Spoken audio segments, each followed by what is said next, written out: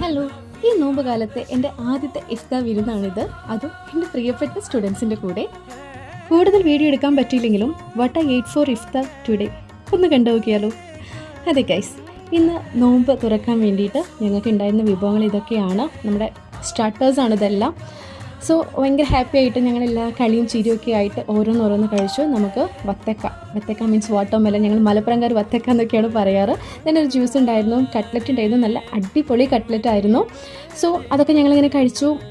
അതിൻ്റെ കൂടെ നമുക്ക് വാട്ടർമെലൻ്റെ ജ്യൂസ് ഉണ്ടായിരുന്നു, അതേ സമൂസ, അതേപോലെ തന്നെ കുറേ കട്ട് ഫ്രൂട്ട്സ് ഉണ്ടായിരുന്നു. അതൊക്കെ നന്നായി എൻജോയ് ചെയ്ത് കഴിച്ചു. ദെൻ ഇതാണ് എൻ്റെ ഒരു ഫേവറേറ്റ് വൺ, തരിക്കഞ്ഞി എന്ന് പറയും.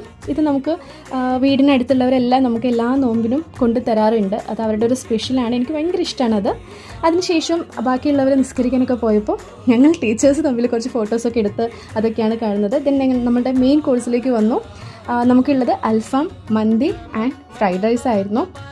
ഒന്നും പറയണ്ടല്ലോ, ഞാനൊരു ഫുഡ് ആയതുകൊണ്ട് തന്നെ ഞാനൊന്നും നോക്കിയില്ല, നേരെ മന്തിയിലേക്ക് അങ്ങ് ചുവട് വെച്ചു.